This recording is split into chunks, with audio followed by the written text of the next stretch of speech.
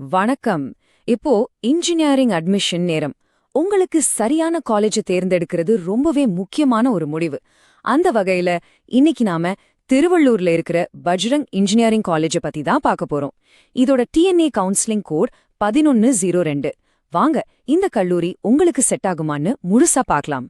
எந்த ஒரு காலேஜை தேர்ந்தெடுக்கிறதுக்கு முன்னாடியும் அதோட அடிப்படை விஷயங்களை நாம தெரிஞ்சுக்கணும் இல்லையா?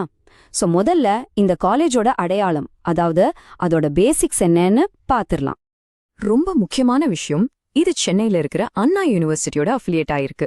இதனால என்ன பிளஸ்னா, உங்க சிலபஸ், எக்ஸாம்ஸ், டிகிரி எல்லாமே அண்ணா யூனிவர்சிட்டி கண்ட்ரோல்ல தான் இருக்கும். இது உங்க கல்விக்கு ஒரு பெரிய பலம். இந்த கல்லூரி 2001ல ஆரம்பிச்சிருக்காங்க.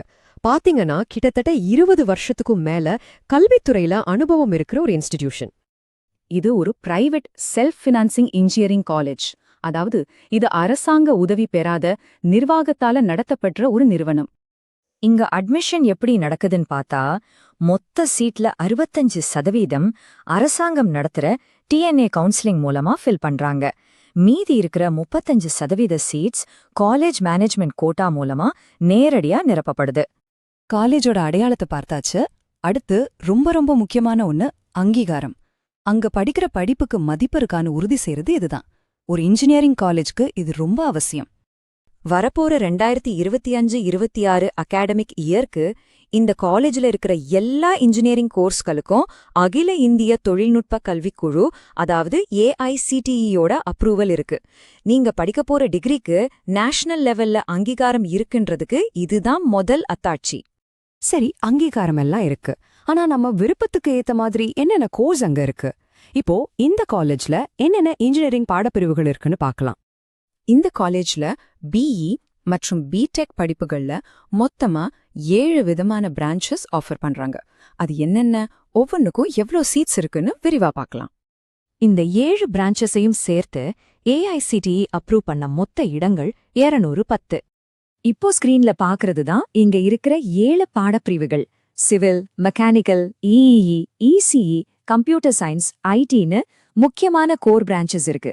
இது கூட இப்போ டெக்னாலஜி உலகத்தோட பெரிய தேவையா இருக்கிற ஆர்டிஃபிஷியல் இன்டெலிஜென்ஸ் மற்றும் டேட்டா சயின்ஸ்ல ஒரு பிடெக் கோர்ஸும் இருக்கு.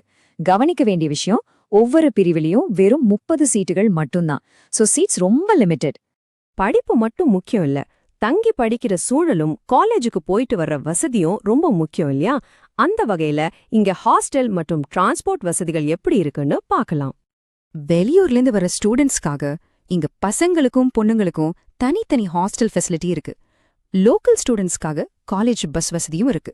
இது போக காலேஜுக்கு ரொம்ப பக்கத்திலே வேப்பம்பட்டு ரயில்வே ஸ்டேஷன் இருக்கிறதுனால பொது போக்குவரத்தை பயன்படுத்துற மாணவர்களுக்கும் இது ஒரு பெரிய சௌகரியம். இங்க நாங்க பகிர்ந்துகிட்ட எல்லா தகவல்களும் இந்த வீடியோ ரெடி பண்ணின நேரத்துல காலேஜோட அஃபிஷியல் வெப்சைட் மற்றும் அரசாங்க வலைத்தளங்கள்ல இருந்து சரிபார்க்கப்பட்டது.